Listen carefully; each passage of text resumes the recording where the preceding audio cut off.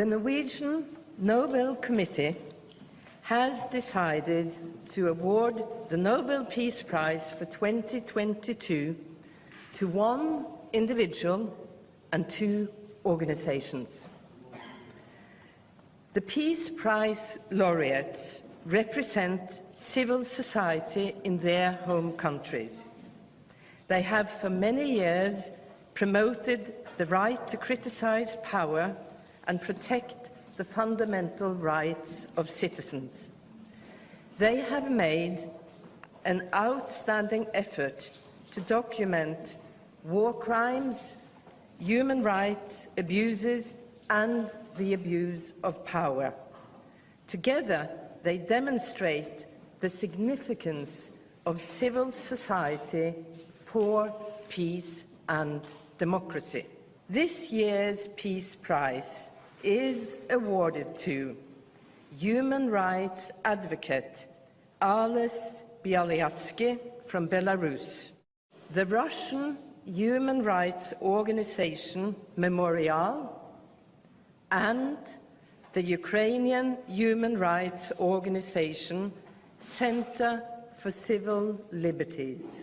Ales Bialyatsky was one of the initiators of the democracy movement that emerged in Belarus in the mid-1980s.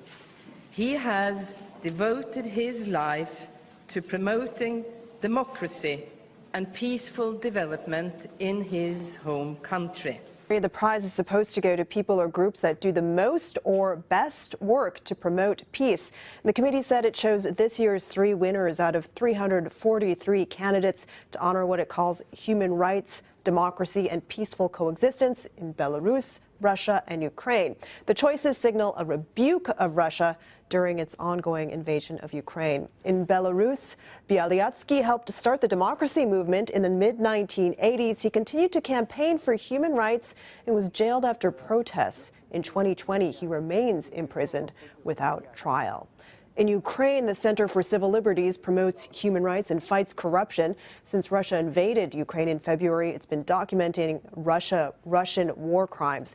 And Memorial is a human rights organization founded in the Soviet Union in 1987. It has continued to document abuses and the fate of political prisoners in Russia.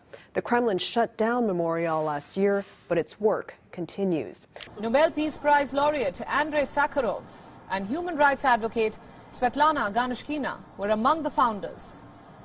The memorial believes that confronting past crimes is necessary to prevent new ones. After the collapse of the Soviet Union, Memorial became the largest human rights organization in Russia.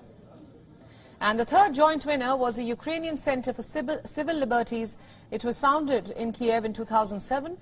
The main purpose was advancing human rights and democracy in Ukraine. The center aims to strengthen Ukrainian civil society, putting pressure on authorities to make Ukraine a full-fledged democracy.